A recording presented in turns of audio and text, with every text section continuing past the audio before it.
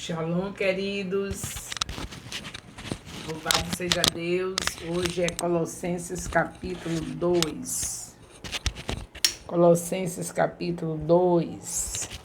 Falando dos falsos mestres e falsas doutrinas. Colossenses 2, nós vemos Paulo continuando a advertir os irmãos para não caírem na tentação dos falsos ensinamentos, antes crescerem no conhecimento a Deus e no relacionamento com Ele. Quero deixar algo bem claro para vocês, que vocês não fiquem assustados, só basta você fazer o que Jesus falou. Você conhece os falsos profetas, os falsos mestres, as doutrinas falsas na vida da pessoa. O fruto dessa pessoa vai lhe mostrar.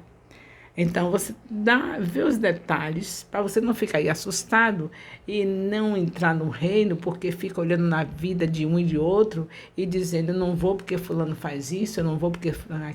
Você acompanha direitinho, porque você precisa da vida eterna e precisa de saber quem são os falsos e são os verdadeiros e seguir os representantes de Cristo que são os verdadeiros. Veja os frutos e você sabe.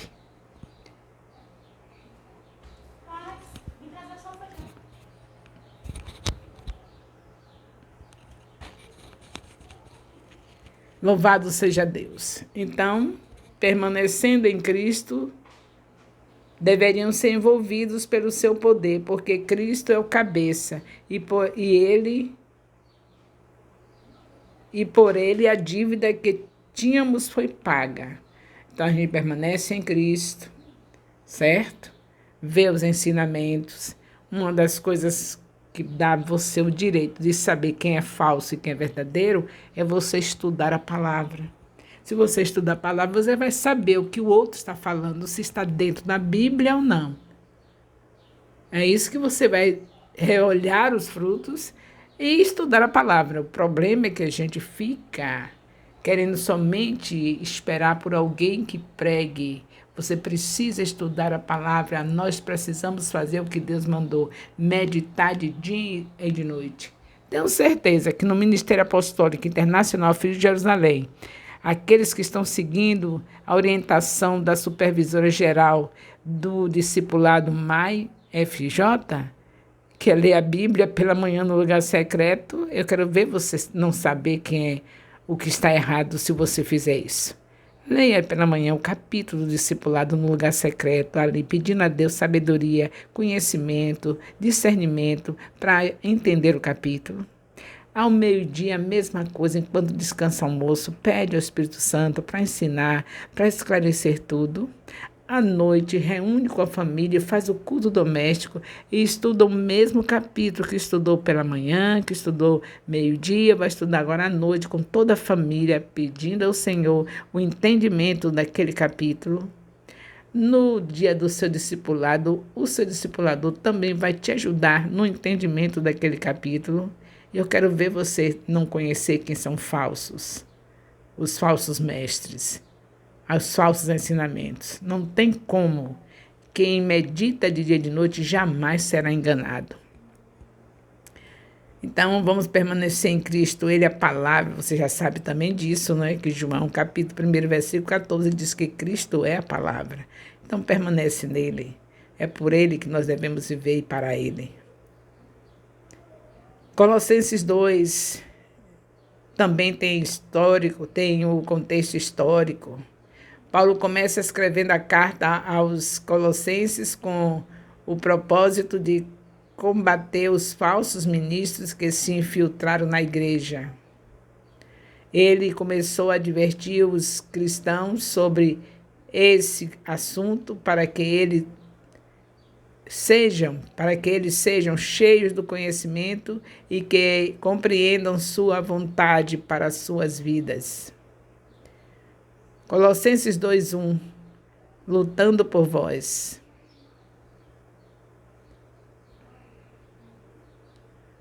Sobre não viram o meu rosto em carne, nós podemos ver o significado disso em Colossenses 1, de 7 a 8.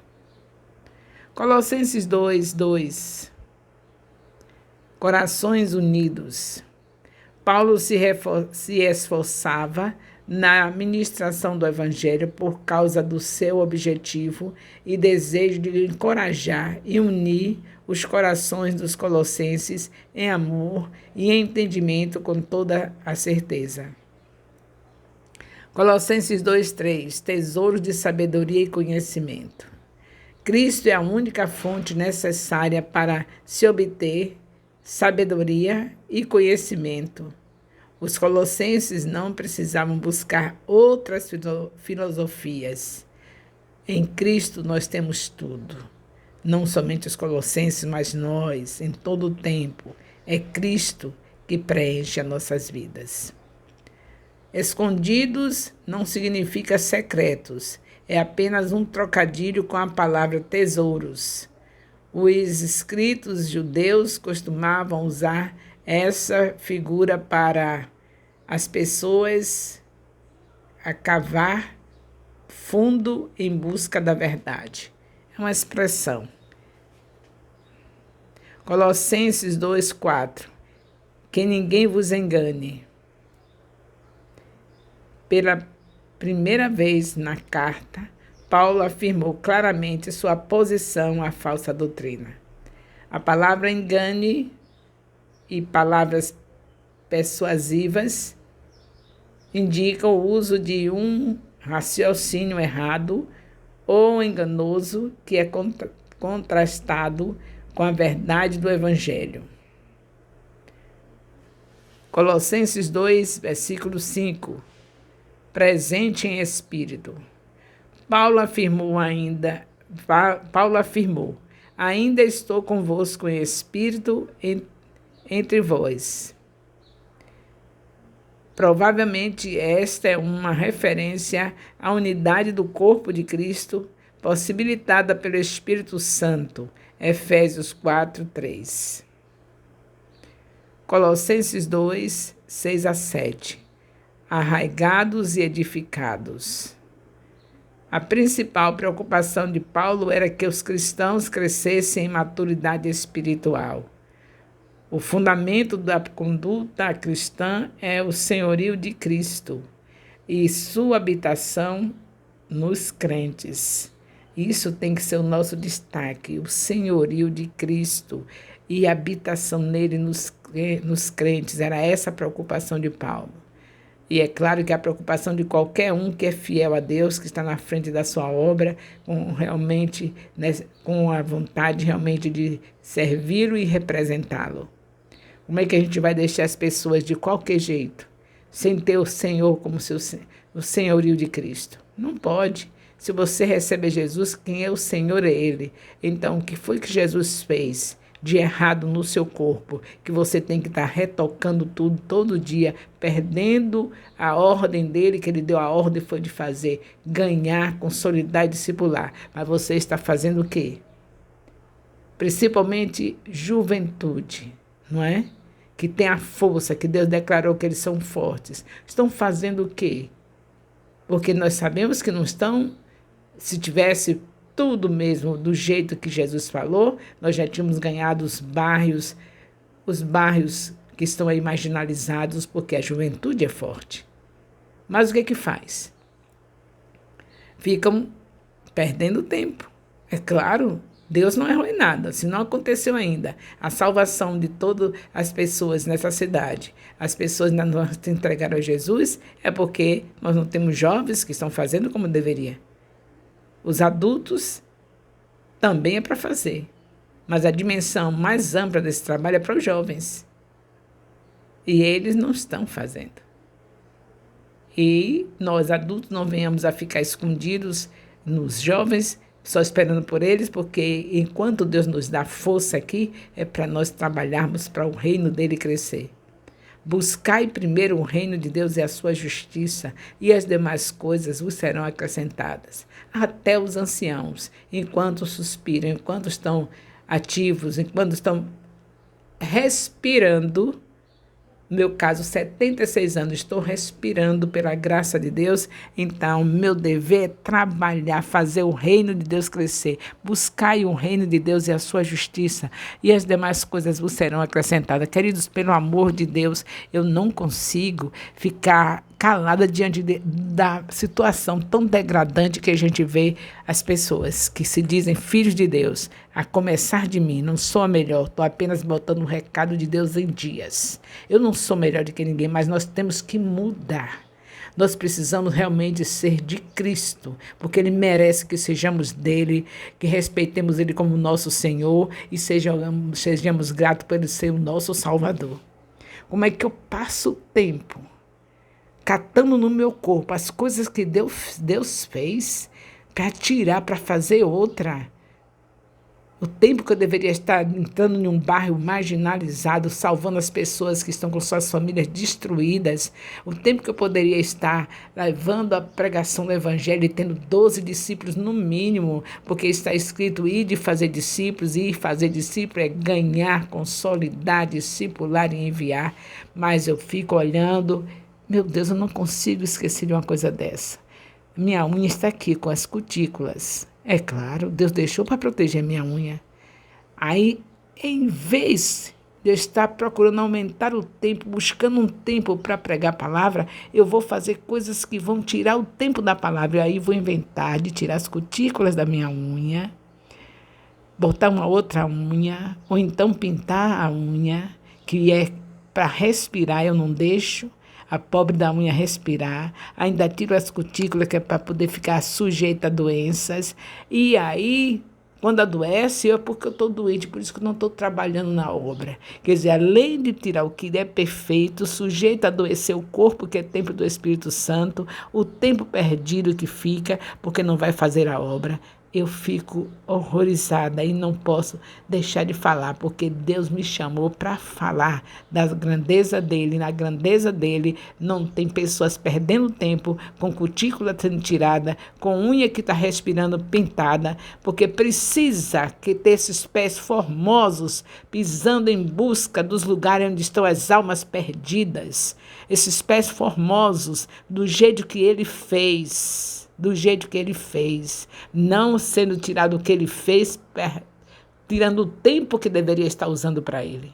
Além de desfazer o que ele fez, é o tempo que ele vai tomar, que poderia estar fazendo a obra dele. E aí, quando a gente vê congresso por cima de congresso, cadê? Quantas almas ganharam? Fulano se reconciliou. Eu sei que é alegria nos céus quando se salva uma alma. É alegria nos céus, mas Deus vai cobrar de acordo com o que Ele deu. Ele te deu tempo para fazer isso. Não é para ganhar uma alma só quando você tem tempo de ganhar 1000. O menor é líder de 1000. Não é para ganhar uma alma só. Cada jovem com 1000, já imaginou a cidade aos pés do Senhor Jesus? Mas a gente não pode, porque a gente está perdendo tempo em colocar tatuagem no rosto. Aquela tatuagem chamada sobrancelha, de que custa uma fortuna, é isso que a gente está fazendo. Aí não tem o dinheiro para levar comida no bairro marginalizado, para fazer um sopão, para ir no hospital, para ir numa cadeia. Não tem. Porque a gente está vivendo a idolatria de nós mesmos. Você pode dizer que eu estou querendo falar de usos e costumes. Não estou falando disso, estou falando de falta de sabedoria, que não tem pé de que Deus dá. Como é que você tem um Cristo vivo que deu a vida por você e em vez de você procurar aumentar o tempo para servir, você diminui? Você acha que está servindo a Deus tirando as cutículas? Está servindo a Deus tapando a unha aqui para respirar? Você acha que está servindo a Deus fazendo essa tatuagem aí nessa sobrancelha? Está servindo a Deus colocando esse cílio aí? Está servindo? Quando Deus te fez tão linda, tão perfeita, tão linda, até os homens entram nessa bagaceira também. Então, tão lindo que Deus fez, você pega o tempo de Deus para desfazer o que Ele fez perfeito no seu corpo. Para fazer o quê? Para ganhar o quê? Para ganhar o quê? Se ele diz que as demais coisas ele acrescenta, se isso é útil para a sua vida, se esse tirar da cutícula é para a sua vida é importante, se esse colocar de cílios é importante, se esse colocar de batom, de maquiagem, tudo é importante, não se preocupe, vá buscar o reino, que tudo vai ser acrescentado. Na sua casa vai chegar alguém que você já foi fazer a obra, aí chega alguém lá para as 8 horas às 20 horas, você já andou o dia todo servindo a Deus, buscando vidas para Ele, e agora chega alguém, você vem aqui fazer suas unhas. Se for realmente de Deus, importante, Ele vai dar. O pior de tudo é você buscar primeiro as suas coisas e deixar o reino por último. Você tem essa invocação, dessa coisa triste de querer desfazer o que Deus fez, de ficar escavacando a unha? Então espere Deus mandar alguém. Vá primeiro servi-lo. Vá num hospital ver alguém doente para salvar a família do doente, você indo lá orar, quem sabe você ganha a família toda. Vá primeiro numa cadeia ver o que está preso lá, quem sabe você ganha a família toda. É o ID que está em pauta. Jesus já está voltando, é o ID que está em pauta. Ele diz em Mateus 28, versículo 19, ide fazer discípulos. Então você vai fazer o que ele mandou, fazer o reino dele crescer. Eu, você, nós. Eu também estou aqui falando porque ele está dando o recado, mas eu também estou incluída. Talvez não na escavação de unha, tirando a cutícula, talvez não nas maquiagens, talvez não na tatuagem da sobrancelha, mas em outras coisas. Examine esse homem a si mesmo, mas como líder, o líder tem que despertar os que estão na frente dele que ainda não aprenderam a se examinar. Então devemos fazer a obra do Senhor primeiro. Aí ele vai mandar a pessoa para fazer a sua unha, você não quer assim? Desfazer o que ele fez? Aí ele vai mandar uma pessoa para fazer sua tatuagem, você não quer assim? Desfazer o que ele fez? Sua tatuagem de sobrancelha? Seus cílios, aí ele manda. Não estou dizendo que é pecado, não estou dizendo que você não pode se embelezar, não. Estou dizendo que você está buscando primeiro a idolatria do seu próprio corpo, porque quando passa a ser uma coisa que passou na frente do evangelho, que passou na frente do tempo que é para servir a Deus, já se tornou uma idolatria, idolatrando a unha, idolatrando os olhos, colocando os cílios, idolatrando tudo, e depois, quer mesmo o quê, hein? As bênçãos correm atrás daqueles que buscam o reino de Deus em primeiro lugar. Então, em nome de Jesus, faça primeiro o reino e daqui a pouco vai chegar alguém para fazer sua unha. Sem você se esforçar por isso, vai chegar. Vai chegar alguém para colocar o seu cílio, não é isso que você quer?